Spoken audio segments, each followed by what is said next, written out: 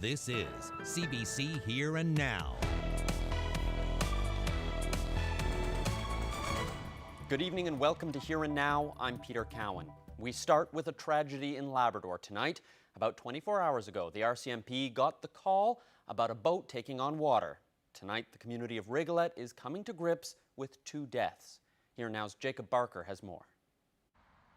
The names of those who lost their lives are not being released, and the families are asking for privacy at this excruciatingly tragic time for the entire community. It was at about 7 o'clock last night when a ground search and rescue crew out of Rigolet found the capsized boat about 30 kilometers outside of town.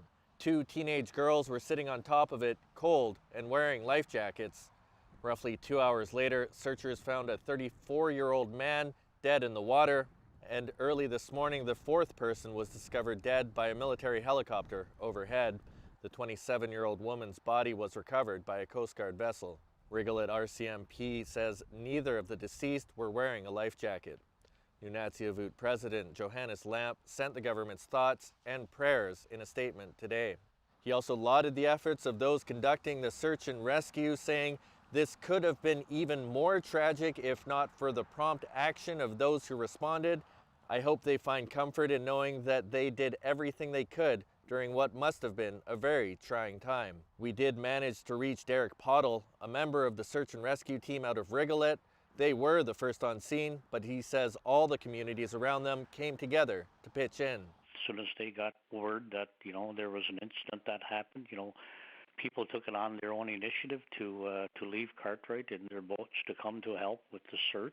And the neighboring communities all around you, Upper Lake Melville, North Coast, everybody comes together in a time like this. With a population of 300, Rigolet is a tight-knit community which has been dealing with a lot of tragedy recently. It's lost 5 people now in the past 4 months. Anytime that a tragedy occurs, people are in disbelief, people are in shock. It's like you're going to wake up from a dream, and it's challenging times, but we're a strong community, and the community comes together. Jacob Barker, CBC News, Labrador. In other news, police arrested a man wearing body armor with a loaded firearm in his car yesterday in Stephenville. These are the items that were seized. Police say officers saw 25-year-old Zachary Alexander position his car to face the officers just before 3 o'clock. He then got out of his car, put on body armor, and reached inside. The officer moved back and called for backup, but he says Alexander followed him until the other officers were able to stop him. Police had weapons drawn and aimed at Alexander on Massachusetts Drive. They arrested him without incident. The RCMP says people did record the events, and they're asking anyone who might have pictures or video to share it with them. Well, after years of overdoses and contaminated needles, there's some good news in the fight against opioids on Bell Island. There's now an addictions clinic up and running, and there's hope. Here Now's Katie Breen has that story. An ocean once separated people on Bell Island from a chance at sobriety. Until a few months ago, anyone trying to end their opioid addiction with Suboxone or methadone had to get the ferry to and from Portugal Cove St. Phillips every day. It was a barrier that kept people from quitting, including Nicole Martin-Boone. She was addicted to opioids for 7 years. It sucked. Does it feel very far away? Yeah, and it's only been 3 months. But it's like that whole portion of my life, I don't remember it. It's like I was in a deep sleep. I woke up on April 8th of this year, and that's my new birthday. Really, that's when the opioid dependency clinic opened up on Bell Island and she got her first treatment. Things have changed since then. She sees her kids 5 days a week now. She's making up for everything she missed.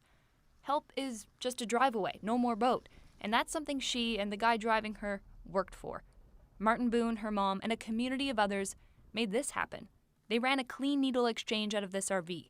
It's not as busy anymore, but at its peak, 4,000 needles a month were distributed from here.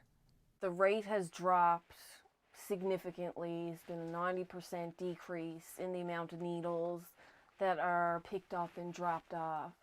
But it still has its use. It will always be here for as long as it's needed. Harm reduction is the first step. About 2,200 people live on Bell Island, It's estimated between 70 and 100 people could benefit from Suboxone or methadone. Eastern Health says 26 of them are, and Martin Boone says even more are waiting to see what it takes. People on either program are able to come to the clinic at the back of the hospital, where the health authority says a variety of professionals are there to help. It's a building Martin Boone is getting more and more comfortable around. She's woken up from overdoses here, faced stigma, but now she's reclaiming the space with the other people who are battling addiction. They were ready.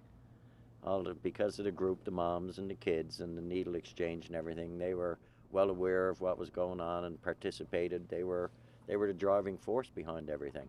If not for them, nothing would have happened. It's that moms and peer support model Martin Boone wants to keep moving.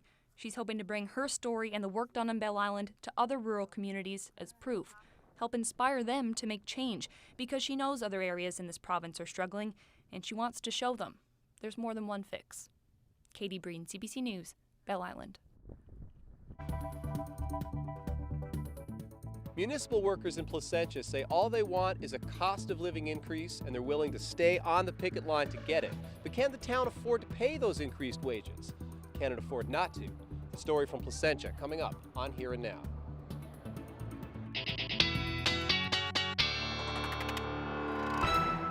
Well, another hot day today. Broke a record actually in Corner Brook. 32 degrees was actually what that temperature hit this afternoon. A number of areas, the hot spot in Canada at one point was Deer Lake at 33 degrees. And you can see some cooler temperatures along the northeast coast, but still quite nice. Felt humid as well. Look at these temperatures, feeling closer to 30, actually 38 in Deer Lake, 32 in St. John's Gander, feeling closer to 33 with that humidity. So we do have some thunderstorms that have developed, and they're making their way right now just south of Gander. That risk will continue over the next couple of hours, but outside our studio right now, absolutely gorgeous, and it's time to see where Jeremy Eaton is tonight as well. Thanks, Ashley. I'm standing here in Long Pond in St. John's. It's the Splash and Dash Open Water Swim Series, where there's a race going around Long Pond a couple times. I'll tell you all about it coming up on Here Now. Well, we have an update tonight on a hit-and-run story we've been following. Police have released pictures of the vehicle they believe struck a St. John's man just over a week ago. Robert Howell was struck on a crosswalk around 6:30 in the evening on July 21st at the intersection of Columbus Drive and Black Marsh Road. The impact sent him flying into a second car, which was stopped at a red light. Howell suffered a broken leg as well as other cuts and bruises. He says given the impact, he's lucky to be alive. Now here's the car in question. Footage shows a dark-colored Jeep Patriot, believed to be a 2011 model or later. Police say a bearded man, possibly in his 30s, was behind the wheel. The RNC is asking anyone with information or dash cam footage from that time and place to give Crime Stoppers a call. Well, 4 people are homeless tonight after a fire damaged a home near Twillingate. The Canadian Red Cross says it happened last night at a bungalow with a basement apartment in the Notre Dame Bay community of Paradise. A young mother and her 2 kids are staying with neighbors and being helped by the Red Cross. The organization says the homeowner is taking care of himself. Fortunately, there were no injuries. Well, we continue to monitor the offshore oil spill, and there's some sad news. 3 oiled birds have now died after the oil spill from Hibernia. 2 storm petrels and a common murre died from injuries. Hibernia spilled 12,000 liters of oil from a water storage tank aboard the vessel, which sits on the seabed about 315 kilometers southeast of St. John's. The latest seabird death brings the total number of oiled birds spotted in the area to 6. Any oiled birds recovered are taken to be cleaned at a seabird rehabilitation center in Ship Cove. The spill resulted in a number of sheens on the surface of the water, and a recovery team of ships and planes have been working to sop up the mess. Well, the Robin Hood Bay landfill in St. John's is reopened. It was shut down yesterday after an industrial accident. Officials haven't said exactly what happened, but a city employee was taken to hospital as a precaution. Well, Sobeys is pitching its plastic. The grocery giant announced today it plans to phase out single-use plastic bags by 2020. Here now's Ryan Cook has more on what it means for shoppers in this province. We've known this was coming for a long time. It was just a question of who would ban bags first, government or the corporations. Today, Sobeys sent a message, setting a huge precedent for others to follow. And let's be honest, in Newfoundland and Labrador, no matter where the bag is from, it's probably considered a Sobeys bag. In a weird way, these things are pretty iconic. If it's from Walmart, it's considered a Sobeys bag. If it's from Coleman's, still a Sobeys bag. And as the guys from the Outhouse joked, there's more uses for these than just groceries. Umbrella. Beer box. Plumbing problem. With all their other uses, we asked people what they thought about the ban. I think it makes sense. I've lived on the mainland for a long time, and you'll see a number of places where they don't have plastic bags anymore. I think it's a good idea. Yeah.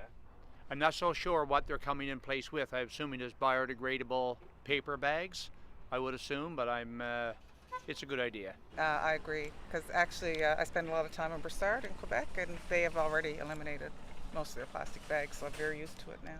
Sobeys is hardly the first to take action. Walmart is charging 5 cents per plastic bag, so is Marshall's Home Sense and Winners. And your booze no longer comes in plastic either. Now the NLC only uses paper. Studies show 96% of these bags will end up in a landfill in this province. In fact, we are the only province without curbside recycling for plastic bags. You can bring them back to the store to be recycled, but only about 2% or 2 tractor-trailer loads end up being returned each year. It's the end of an era for Sobeys bags, so after 2020 you'll have to find another use for them. You could use them for this, but you probably should return them to the store. Ryan Cook, CBC News, St. John's. Well, if you've received a Facebook message from Premier Dwight Ball, you may want to take a closer look. It likely isn't from the Premier. Someone is impersonating the Premier over Facebook Messenger. This post was posted on the Buyer Beware Facebook group today. In this message, the person is trying to get personal information, starting with your full name. The Premier's office says it's alerted Facebook to the impersonation, and there has been no breach of security. The police are advising people to always protect their personal information and never share private information online, even if the Premier asks for it. A battle over the cost of living is being fought in the town of Placentia. Municipal workers have been on strike for more than 2 weeks, grinding some local services to a halt. Workers say they're after a small wage increase, but the town says that raise would come out of the pockets of other residents and businesses. Here now's Zach Gowdy was in Placentia today.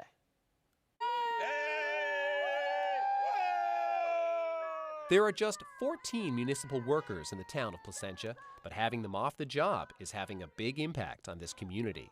The strike is now entering its 3rd week. The union says the issue is simple. We want a raise. We're not prepared to take 0, 0, and 0, and what we're asking for is not a humongous amount of money. You know, it's cents, basically it's cents that we're talking about here, right? And the membership is strong. The membership is real strong. We're small, but we're strong. For the first time, the town is using outside consultants to handle bargaining, a situation the union says is making negotiations more difficult. Well, but thanks to Mayor Power, he didn't even do the negotiations. Actually hired someone to come in, an outside consulting firm, to do his negotiations, which cost the taxpayers of Placentia that much more money just to get negotiations done. But he hasn't done a fair job negotiating. It's just been a tactics game with Mayor Power. For his part, Mayor Bernard Power says consultant fees are one-time costs. A raise is forever. This is lean times for every municipality. Municipalities have to look at ways to try to cut their costs, cut their expenses without trying to increase revenues. The only way to increase revenues would be to raise the taxation to residents and businesses. And you know, the town of Placentia is trying to grow. We're in lean times as well as everybody, right? And the town of Placentia is not looking to try to increase taxes. Since 2009, municipal wages have gone up by at least 4% a year. Contracts were negotiated by town managers who wound up getting the same raise as the workers. We knew this was going to be a bit of a fight. We knew that we couldn't offer the 4% per year every year as was previously done. And the council decided that we would look for an outside independent firm to negotiate fairly. Like many rural communities, the population in Placentia is declining. It's down now to about 3,500 people and projected to shrink further. The town has plans to arrest the decline, but says it can't have expenses going one way and the population and tax base going the other. The union says the extra wages would help the town as people spend their salaries locally, fueling the regional economy. Ask around and you'll find people on either side. Well, nobody wants their taxes to go up, but I mean, you can't expect people in this day and age to work for less than what I'd want to work for. Cities lies on our side. Residents. Yeah. I pays $475 a year, and I live in Dumbville. The water's not fit to drink. So I got to come over here to Foodland or Lawton's and buy it so I can cook in it. So what are you striking on? Let's go! Democracy! Both sides say they're ready to go back to the table, but the union is already planning a community barbecue for next Tuesday. Zach Gowdy, CBC News, Placentia.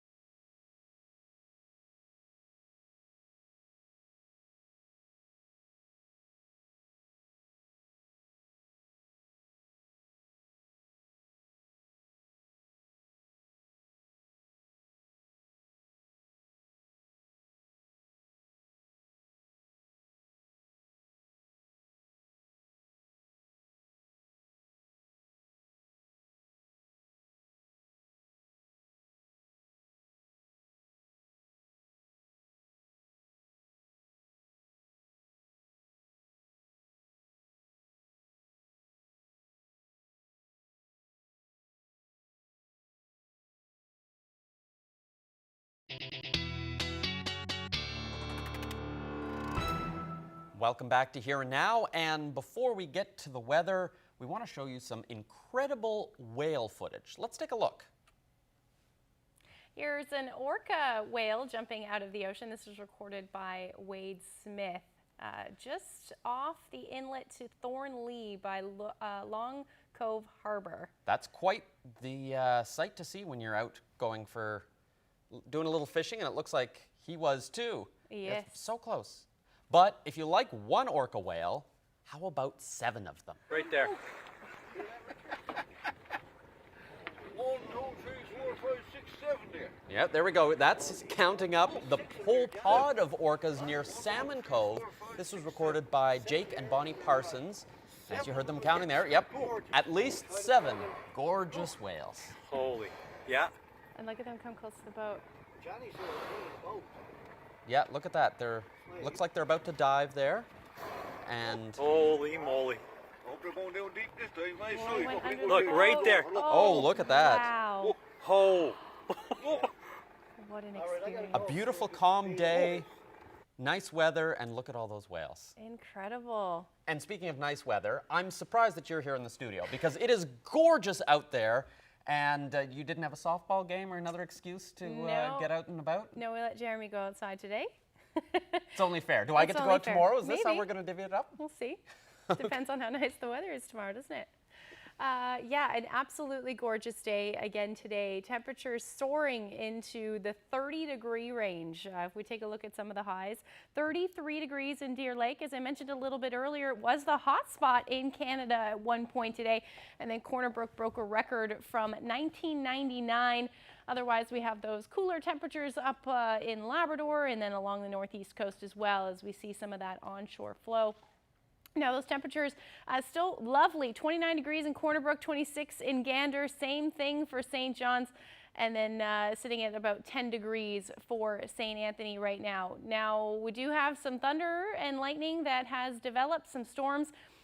For Central, if we zoom in a little bit, you can see just where those storms are right now. And that risk will continue to track further east as we head through the next couple of hours. The future tracker is actually doing a pretty great job as to determining where those storms are going to are developed and then head further east. So there you go, 8 o'clock tonight, heading towards the Clarenville area and parts of Bonavista as well. We could see that risk over into the evening. As soon as we lose that sun, though, that risk will end.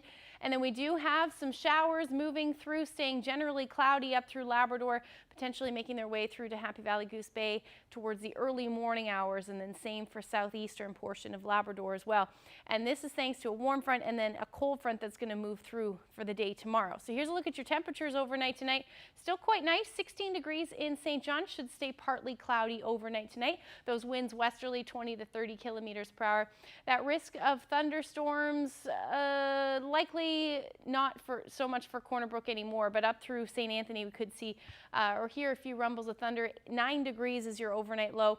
Heading towards Happy Valley Goose Bay, 11 is your overnight low tonight. And again, that risk of thunderstorms still for the next couple of hours for Lab West. 10 degrees, those winds easing. 5 is the overnight low for Nain. Now, tomorrow, mentioned that cold front's going to move through. Generally cloudy through the day, maybe a few peaks of sun in the afternoon for parts of Central. Otherwise, as that cold front moves through, we will start to see some showers and then that risk of thunderstorms.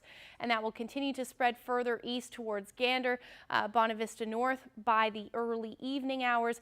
Not quite sure it's going to make its way all the way through to eastern Newfoundland. The Avalon should stay dry tomorrow, but we could see a few cloudy periods there as well, maybe a few showers. Slight chance of showers, though, and that will be in the evening. Otherwise, up through Labrador, staying unsettled through the day. There's that risk of thunderstorms where we could see them develop through the day. But overall, those temperatures, another beautiful day into the high 20s, 27 degrees for St. John's. Clarenville, 28, 29, potentially in Bonavista, and then heading towards Grand Falls, Windsor, and up through Twillingate. Again, have that risk of thunderstorms. Terra Nova could hit the 30-degree mark again tomorrow. Again, warm as we head towards the west coast. And then still quite chilly for the northern peninsula, sitting in the teens. And then we're going to continue to see those cooler temperatures for Labrador as well. Lab City, 16 degrees tomorrow, some westerlies, 20 to 30 kilometers per hour. So beautiful forecast for the most part, other than that risk of thunderstorms. But on a hot, sunny day like today, it's a good time to take a dip. And the splash and dash in St. John's is not an easy swim, and that's underway, but that's where Jeremy Eaton is right now, standing by at Long Pond. So Jeremy, how's the water? We didn't get that. Yeah, so basically the water's fine. I've only dipped my feet into it, but this is the Splash and Dash Open Water Swim Series. It's a series of races, which is 750 meters or 1,500 meters, and it's been ongoing for about 10 years. And this big guy standing next to me, this tall gentleman right here, is Keith Barrett, and he's done about, how many of these do you think you've done, Keith? I think I've done all 10 years. So this is the 10th anniversary. So yeah, 10 years going strong. And what event do you partake in? I do the 1500. There's a bunch of different groups. There's the elites. So I participate in that. So it's 2 laps of the course, 750 meters each. Now, you were a water polo player. You used to play with my dad, actually, funny enough. Yeah. What's the biggest difference between swimming in a swimming pool and swimming in Long Pond? Well, there's no lines on the bottom that you can follow. So trying to go in a straight line can sometimes be a challenge. There's weeds, there's mud, there's waves, there's wind. Sometimes there's eels in Healy's Pond. I haven't seen one here yet in Long Pond. But outside of that, no difference. So now the horn just went off for the 1,500 meters for the non-elite athletes. Yes. And you were saying something. What were you saying to me when you heard the horn? As I was saying early off camera, that every time I hear the horn, I get this nervous through my body. And even though I've been doing it for like 10 years and coming out every Wednesday, I still get nervous doing it. So I don't know if that's a good or a bad thing, but it's probably a good thing because it means that you're excited to do it. Now, Keith finished second in the race tonight. Congratulations, man. Appreciate your time. Thank you. Just going to switch over. This is Sherry. Now, a lot of people who do this race, actually no swimmers back here. Good point. A lot of people who do this race train for triathlons, and one of them is a Paradise Triathlon. What's your role with that, Sherry? Okay, I'm on the race committee organization, and on August 24th, we're having a kids duathlon, and then followed by, on the 25th, which is Sunday, will be the Body Quest Paradise Triathlon. It's a sprint triathlon. You can sign up as an individual and take part in the whole thing, or you can sign up as a team and register, and you can share the event. Some can swim, run, and do the bike, which is really fun to do. New this year, we're having a try, which is excellent for the newbies here tonight that are practicing. It's a 300-meter swim followed by a 7K bike ride and then a 3K run. So it's very doable. Are you signed up? I did it last year, maybe this year. Who's to say? It's awkward here. Why aren't you swimming? Why aren't you doing the triathlon? Yeah. Anyways, appreciate your time. Wish you all the best with the race. Thanks so much. So that's it. We're going to chat to one of the organizers of this event. Some of the swimmers are making the laps around now, but see if Gary can get a quick shot of them so you can see what we're talking about. And in the meantime, that's Jeremy Eaton reporting live from Long Pond in St. John's.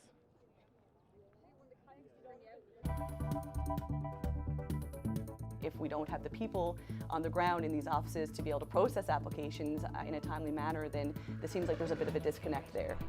Longer lineups for some provincial immigration claims. That story coming up on Here and Now.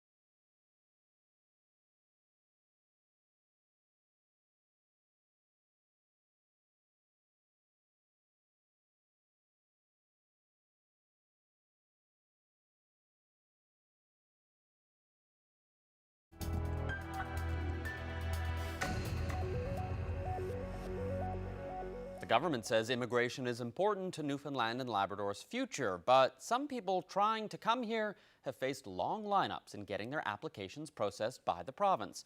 Tonight on CBC Investigates, we dig into the numbers. As Rob Antle reports, there is a good news reason for the bad news backlog. The province recently launched a social media campaign profiling new immigrants, featuring a series of success stories. But for others still in line to join them here, hoping to create success stories of their own, the wait has been getting longer. Bigger backlogs for the province to process applications in 2 key programs to bring skilled immigrants and their families here. I know that there was a little blip there where we had a bit of an increase. We're working on that and we're addressing that. The provincial minister in charge of immigration says more people are trying to come to the province and that the system is still catching up. Because we've had a massive amount of demand. I mean, you can imagine 50% increase over last year's numbers of applications.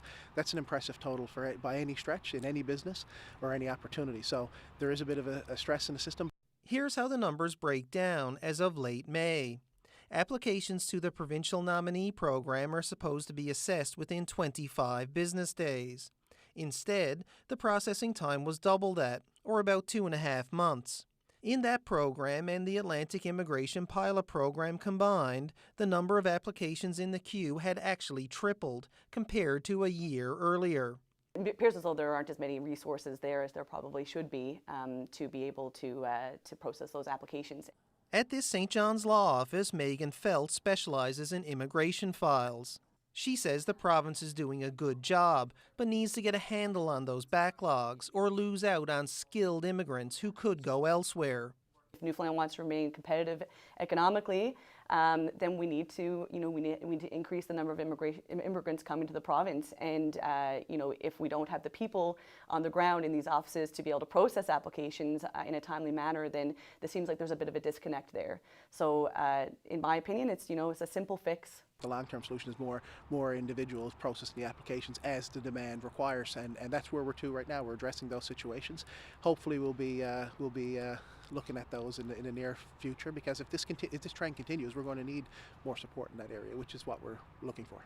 The government says the backlog is improving and that boosting immigration is a key issue in a province facing big demographic challenges. It also says it's on track to hit immigration targets set for 2022, well ahead of schedule. Rob Antle, CBC News, St. John's. The financial details of the St. John's Royal Regatta beer concession are becoming more clear tonight. It comes after controversy over who would run this year's beer tent. The Kinsman Club pulled out, calling the regatta committee, quote, arrogant, and accusing them of wanting more money.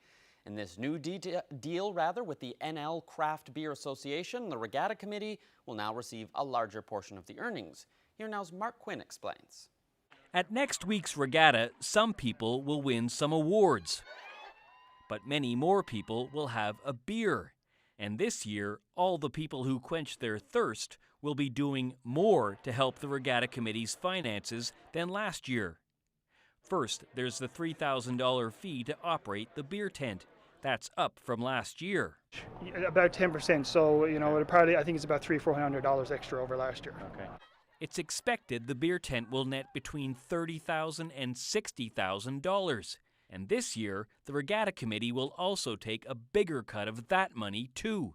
We really want to make sure that they can run the best regatta not only this year but for years to come. So we decided that giving those guys 50% of the proceeds would really help out in doing that. Neary doesn't recall what percent the regatta committee took last year, but he does say 50% is a larger portion than it received last year. He says the regatta is a non-profit organization and all the money it takes goes back into the regatta. We offer community service just like anyone else. We put a lot of time, effort as volunteers to get this sport as big as it is. It runs smoothly every year. We do a great job in making sure that our youth participants are there. We're running the event safely and efficiently, and everything we do really is going back to the community in itself just by operating the regatta, which, as we all know, was one of the biggest events in the province. For his part, Fong has no problem with the arrangement. The Newfoundland and Labrador Craft Brewing Association will take only 15% of the money. But as Fong sees it, this is not a money-making venture for them. Oh, it's 100% to promote craft beers. Yeah, I mean, there's going to be, we ended up getting, to run that with with all of our employees, I mean, you'd probably lose money on the day. So we ended up reaching out to the craft beer community itself for volunteers. Fong says how much beer promoting they get to do will depend on the weather, and he's hoping for another glorious day like this one. Mark Quinn, CBC News, St. John's. Well, it's not just new beer at the regatta. There are some new faces in the Hall of Fame. The committee honored this year's inductees today at St. John's City Hall. The 1985 Outer Cove Regatta Ford Intermediate crew is one. Those young men set an intermediate course record that year, and that record of just over 9.5 minutes stood for 16 years. Mike Power, Pat Hyde, Dave Kelly, Frank Power, Darren Hyde, Greg Morris, Patty Dyer, and Bill Power took the rower crew category. 2 other men were also inducted for their long-standing contributions to the local rowing event as well. Based on their merits of what they've done, Frank is going in as a builder, spending years, decades on the regatta committee. His big point was being the first person to bring forward the idea of naming the Regatta Royal, getting that designation. Graham Roche, for the years he's done to building the sport, a Triple Crown winner and, record holders on the score categories, really help building that youth participation that we are enjoying right now in the regatta. In St. John's, there's a library for books, for seeds, for tools, and now even baby clothes. I'll tell you why, coming up on Here and Now.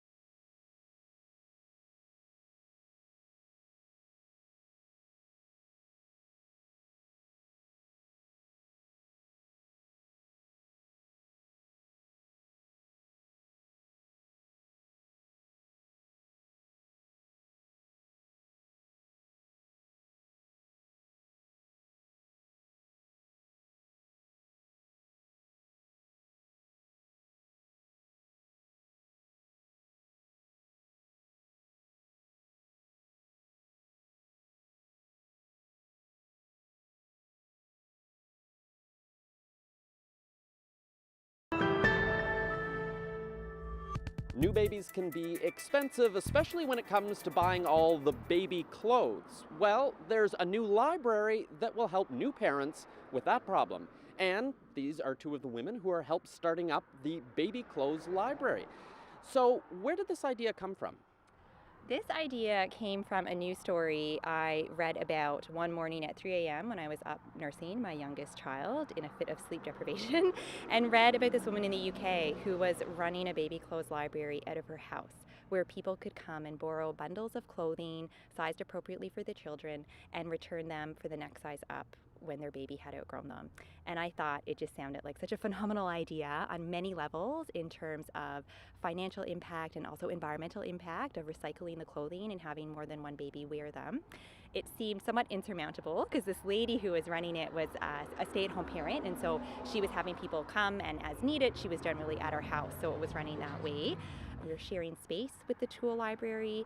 We are sharing their volunteers to check in and out our bundles of baby clothes. We're sharing their inventory system and their membership system. So it's made it feasible for us to run this library.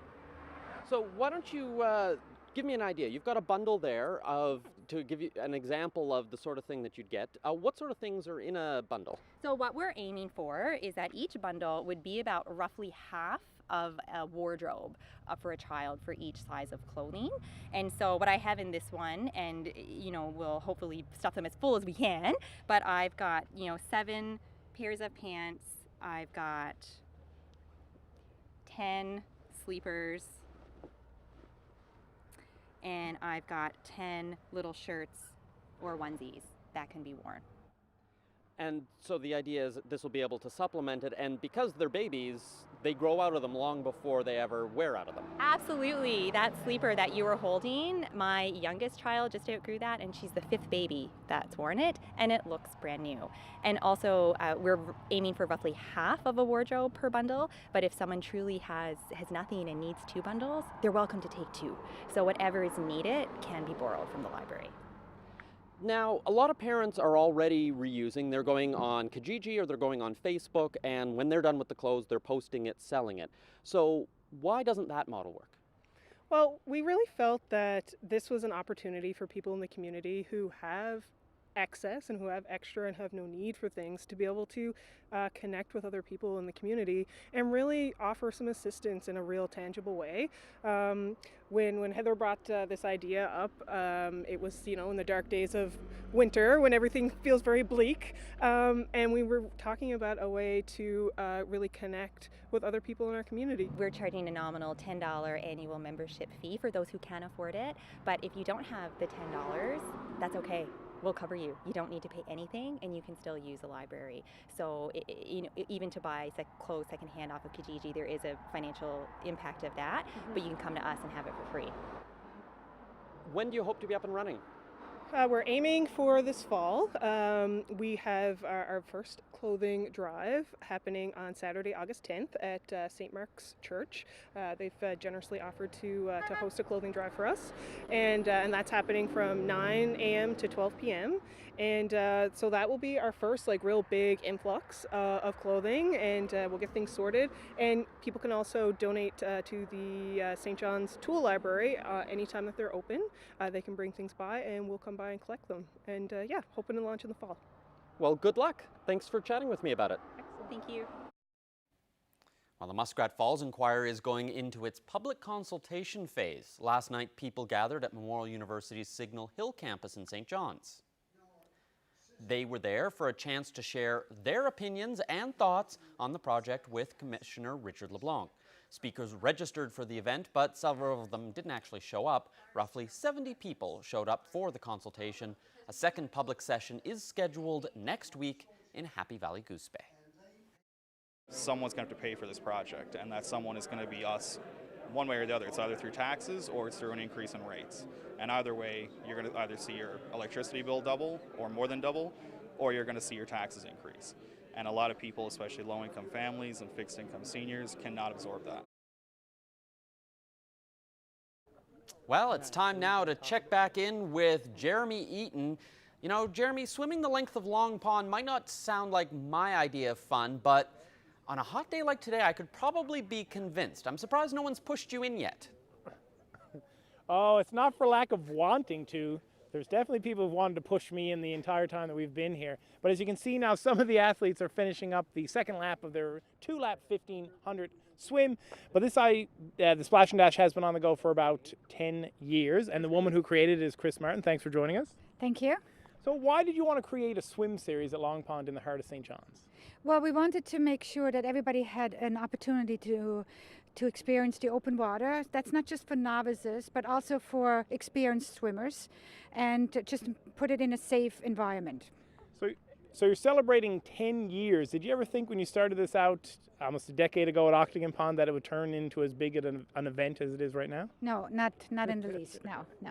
And what is your favorite part about coming out here every week and watching the swimmers compete in these races? Just everybody having a good time, everybody having fun, everybody's just trying to get better from week to week. Now, we met Keith Barrett earlier. He's probably one of the better swimmers in this race, but he's not the fastest. What sort of times are you seeing in the elite, especially with John here this year? Well, John just swam an 18-minute course. 1,500 meters. Now, describe that for our audience who doesn't know swimming. How fast is that? That is very fast. Yeah. Now, one of the things that you also offer here, it's not just for elite swimmers like Keith and John, it's for other swimmers. Can you talk about some beginners who come in and what you do for them? Yeah, we have many categories. So we do have a novice category. So that's just for people who want to come in and gain some comfort in the water. And then we have a 750 category. So we have all types of distances and speeds. Now, when people celebrate a 10-year anniversary or 10th birthday, they often throw a little party or do something. Is the Splash and Dash Open Water Swim Series, do you have anything planned for your 10th birthday? Yeah, we do have a big anniversary event coming up. That's going to happen this Friday. So that's going to be a true Splash and Dash. So that's a swim and a run. And we also have a long distance swim. Well, how long now? 1,500 meters, is that considered long distance? Yeah, no, 1,500 meter, that's the Splash and Dash, 1,500 meter swim, 4 kilometer run. But the long distance swim will be actually 4 kilometers, open water. How many people have registered for that? Because that sounds really hard. We have about 20 so far registered for that, and we're looking forward to that. So as you can see, some of the swimmers have just pulled up here in the water. Chris, thank you so much for your time. We're going to let Chris get back to timing the swimmers coming in here, and maybe we'll watch a few of them come in. And in the meantime, reporting live for Here and Now, I'm Jeremy Eaton at Long Pond in St. John's.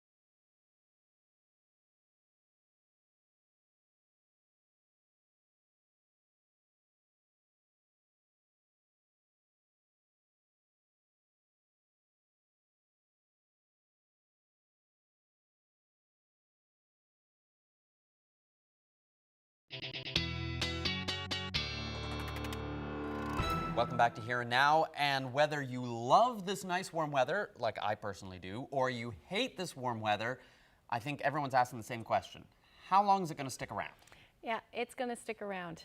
Certainly through the weekend it looks like not quite as hot, but it does look beautiful as we head towards the next couple of days. So will I. Let's take a look at the future tracker, just showing us what's kind of going to happen over the next 36 to 48 hours. So here's tonight, that risk of thunderstorms will continue to move through. Tomorrow, a cold front sweeps through, and that's going to bring the risk of thunderstorms yet again for most of the island, and then staying unsettled up through Labrador. That's going to sweep through really quickly. Into Friday, it looks like things will clear out. We might see some afternoon thunderstorms or showers move through parts of Bonavista area. Otherwise, a lovely afternoon for most of the island, and then up through Labrador staying unsettled. That really is the story as we head towards the weekend as well. So here's a look at those temperatures for tomorrow. 27 to 29 degrees for most of central, towards the Avalon as well. Cooler along the northeast coast.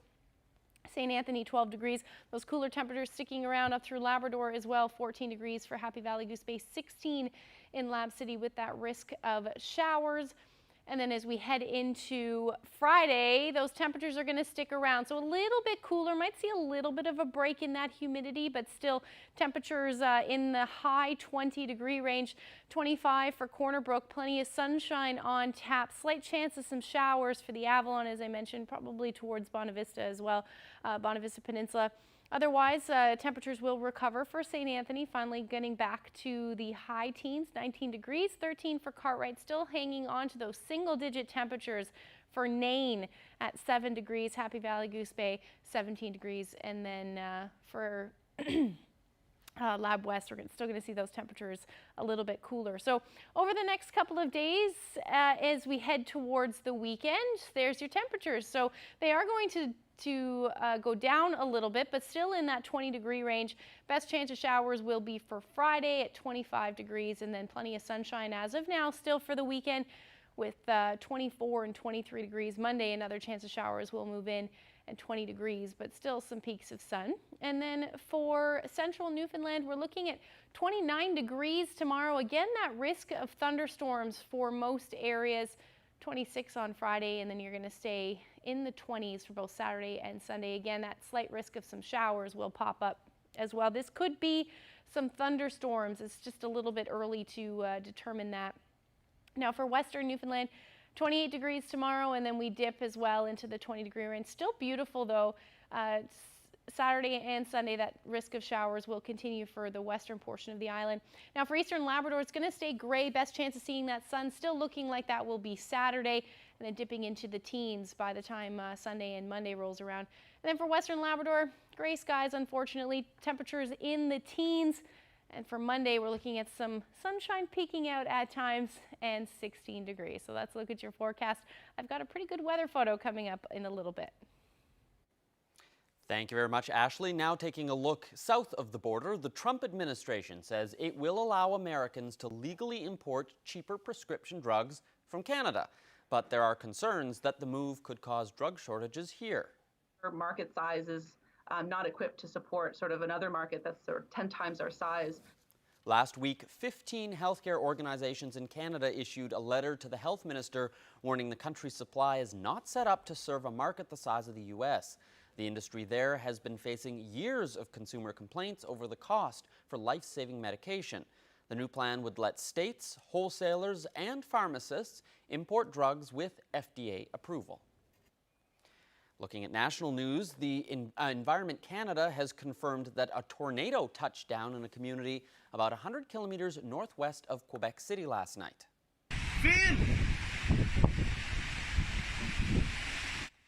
And there it is. The twister damaged about 50 properties, much of it due to uprooted trees. At least 3 people were taken to hospital with, fortunately, just minor injuries. Wind speeds reached 160 kilometers per hour. And while forecasts called for unpredictable weather, no tornado warnings were issued for the area.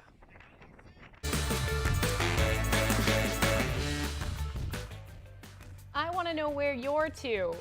This is an absolutely beautiful photo. Didn't even know that there were sandy beaches like this on the island.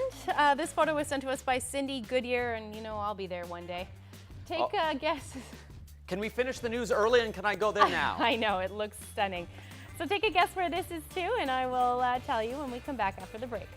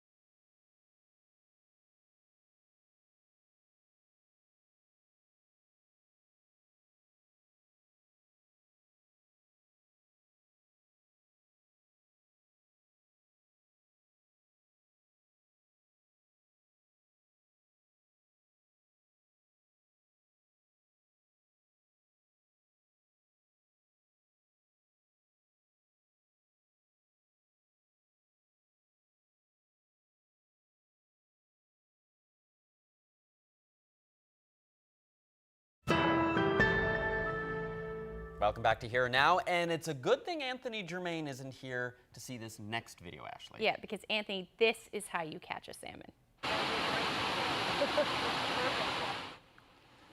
Well, this is how hungry bears in Alaska grab a meal on the go, and you can't blame them. Millions of salmon make a trip through these waters every summer, and just look at that guy. Here we go. Come on, salmon. Come on, salmon. Oh, close. So close. That is incredible how they fish. It's incredible how many salmon there are. Just Well, there's that too. there we go. Oh, and he gets one. In the slow motion replay, technique, I'm going to give him a 10. I'm going to give him a 10 too. So great. And speaking of 10, I got to say, it's definitely a 10, that photo that you were just showing of the beautiful beach weather. And oh, I wish it was closer to St. John's, because I would be out there. There would be a me-sized shape imprint in the wall in about a minute and a half. Yeah, there it is. If you didn't know any better, if you didn't know it was on the island, it looks like somewhere in Florida, doesn't it? But yes, it was taken in Lumsden. There we go. Right on the northern shore, obviously, but yeah, beautiful shot there. Thank you so much for sending that in, Cindy Goodyear. Sunshine and beach time, it's exactly where you'd want to be. If you have any photos you'd like to share with us, send them to nlphotos@cbc.ca. And hopefully they'll luck out and those thunderstorms will go just a little bit south there, and we'll see. Won't want to ruin anyone's beach weather. No, definitely not. And thanks so much for watching. Have a good night, everyone. See you tomorrow.